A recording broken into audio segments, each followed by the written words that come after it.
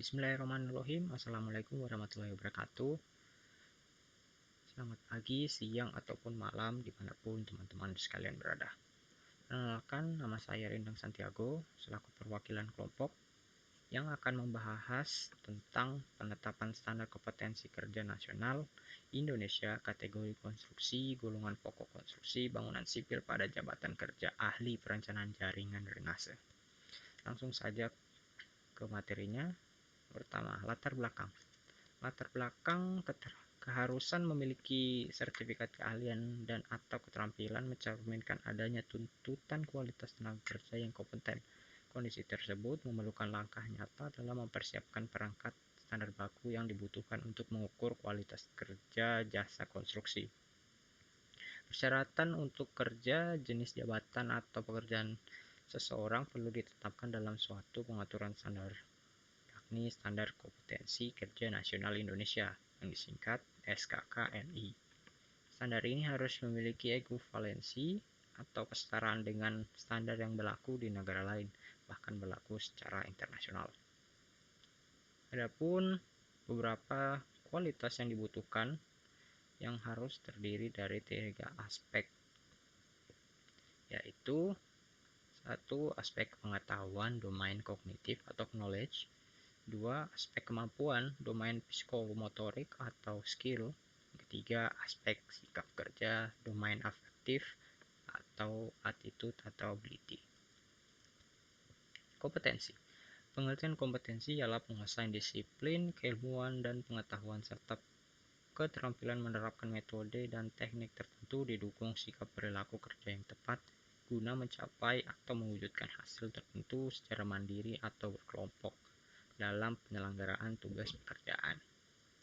Tujuan lain dari penyusunan standar kompetensi ini adalah untuk mendapatkan pengakuan kompetensi secara nasional bagi tenaga kerja. Untuk mendapatkan pengakuan tersebut adalah menyesuaikan tingkat kompetensi dengan kebutuhan industri atau usaha dengan melakukan eksplorasi data primer dan sekunder secara komprehensif dari dunia kerja. Kedua, menggunakan referensi dan rujukan dari standar-standar sejenis yang digunakan oleh negara lain atau standar internasional agar di kemudian hari dapat dilakukan proses saling pengakuan Mutual Recognition Arrangement yang disingkat MRA.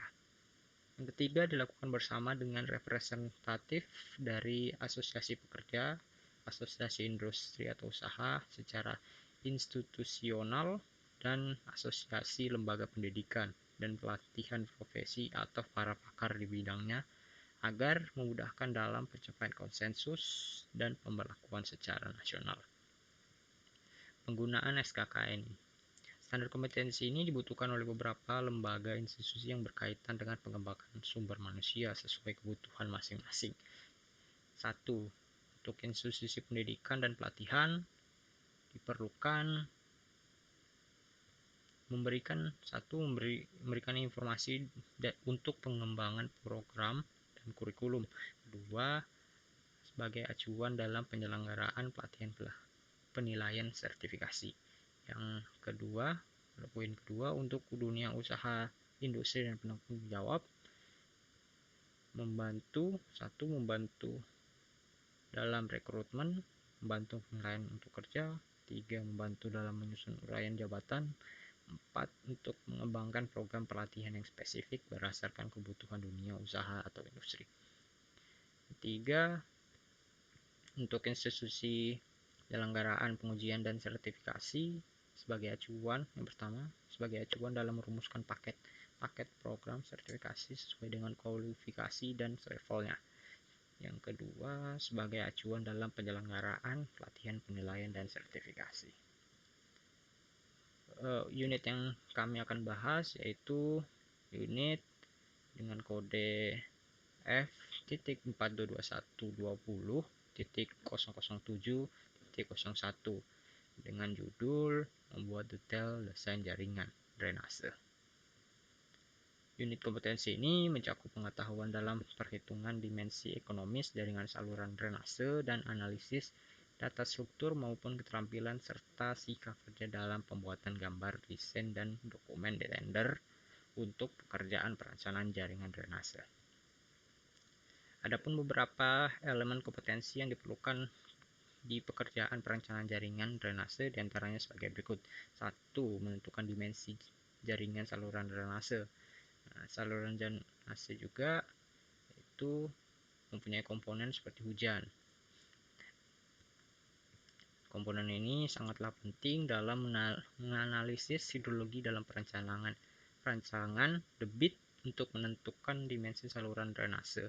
Pengukuran hujan juga dilakukan selama 24 jam. Dengan cara ini berarti hujan diketahui adalah hujan total yang terjadi selama 1 hari. Untuk berbagai kepentingan perencanaan drainase tertentu, data hujan yang diperlukan tidak hanya ada data hujan harian, tapi juga akan ada jam, distribusi jam, jaman, atau menitan. Yang kedua, menganalisis data struktur. Perencanaan drainase jalan memerlukan data-data lapangan sebagai berikut. Data pertama yaitu analisis hidrologi yang mencakup curah hujan maksimum, intensitas curah hujan, waktu konsentrasi, dan debit limpasan. Yang kedua, analisa hidrolika yang mencakup kecepatan aliran di dalam saluran drainase, perencanaan debit saluran, dan desain saluran. Yang ketiga, analisa topografi yang mencakup layout atau skema aliran, rencana drainase, luas daerah pengaliran, dan panjang saluran terencana. Yang keempat, data penunjang yang mencakup data daerah genangan, rencana tata ruang kota, jumlah penduduk beserta penyebarannya, informasi situasi dan kondisi fisik kota baik yang ada maupun yang sedang direncanakan. Gambar desain dan spesifikasi teknik mungkin dapat dilihat dari link ini. Saya akan tunjukkan sedikit. Mungkin bisa dilihat pada link tersebut. Di sini spesifikasi teknis sudah sangat jelas. Di link tersebut sangat jelas dari mulai pekerjaan persiapan, pekerjaan galian, pekerjaan saluran batu, pekerjaan beton, pekerjaan penutup, dan pekerjaan akhir sudah dijelaskan di link tersebut. Mari kita lanjut.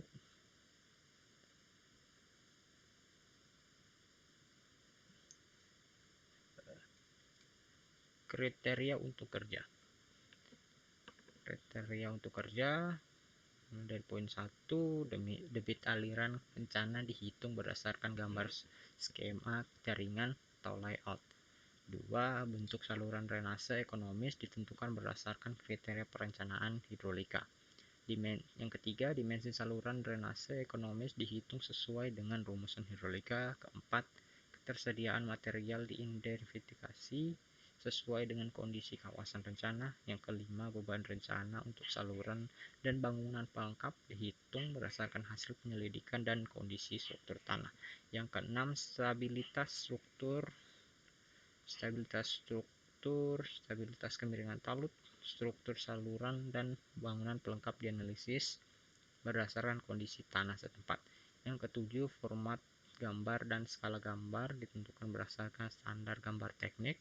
Yang kedelapan, daftar gambar dan gambar desain yang dibuat sesuai dengan kebutuhan. Yang kesembilan, gambar desain dan spesifikasi teknis dikompilasi untuk penyusunan dokumen tender. Perencanaan jaringan drainase. Perencanaan jaringan dilakukan untuk membuat beberapa detail desain yang akan digunakan dalam pekerjaan. Tugasnya diantara lain menentukan dimensi jaringan saluran drainase, menganalisis data struktur, membuat gambar desain drainase, dan dokumen tender. Batasan variabel, peralatan yang diperlukan dan perlengkapannya. Peralatan pertama itu alat mengolah data dan perangkat lunak softwarenya. Yang kedua, alat pencetak data. Peralatan media. Yang ketiga, alat komunikasi. Perlengkapan yang dibutuhkan adalah alat tulis, meja, dan kursi rapat. Ada juga norma dan standar yang diperlukan. Standar yang diperlukan Standar Nasional Indonesia SNI 02 2406 1991 Tata Cara Perencanaan Umum Drainase Perkotaan. Yang kedua, Peraturan Beton Indonesia (PBI). Yang ketiga, Persyaratan Umum Bahan Bangunan Indonesia (PUBI) 1982. Yang keempat, Standar Gambar Perencanaan Struktur dan Arsitektur. Yang kelima, Prosedur Operasional Standar POS perusahaan atau instansi. Yang keenam, buku pedoman perencanaan jaringan drainase. Panduan penilaian. Dengan membuat detail desain jaringan drainase dibutuhkan persyaratan kompetensi dalam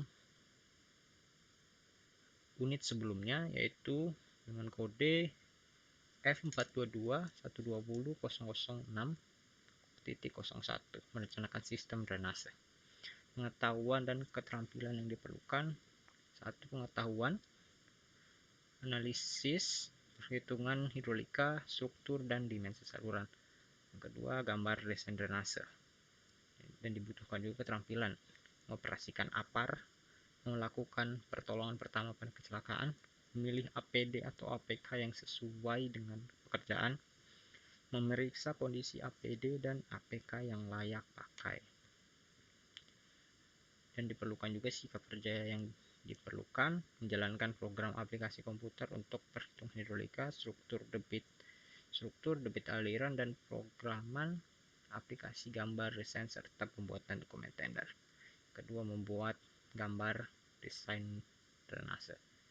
Ada aspek kritis yang dibutuhkan, yaitu penentuan bentuk saluran drainase ekonomis berdasarkan kriteria perencanaan hidrolika.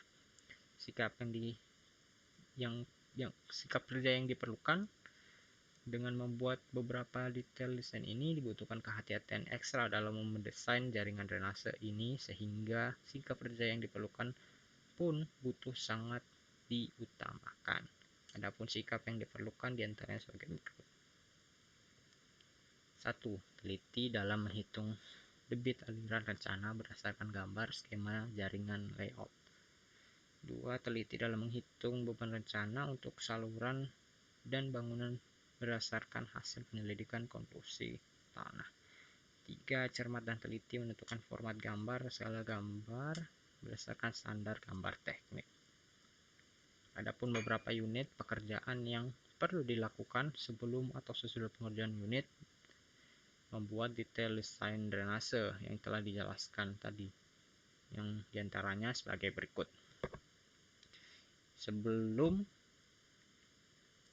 Yaitu pertama, unit pertama menerapkan keselamatan dan kesehatan kerja terkait dengan pekerjaan perencanaan jaringan drainase. Yang kedua, melakukan komunikasi di tempat kerja. Unit ketiga melakukan pekerjaan persiapan. Unit keempat melaksanakan pekerjaan survei dan investigasi lapangan. Unit kelima melakukan analisis kawasan perencanaan. Yang keenam, merencanakan sistem jaringan drainase. Yang ketujuh adalah membuat detail desain jaringan drainase yang sudah dijelaskan. Dan yang sesudah itu ada unit membuat rencana anggaran biaya. Ada juga unit membuat prinsip-prinsip rencana operasi dan pemeliharaan, dan juga unit membuat laporan perencanaan drainase. Itulah hasil dari presentasi dari kelompok kami yang membahas tentang penetapan SKKNI bangunan sipil pada perencanaan jaringan drainase. Sekian, terima kasih.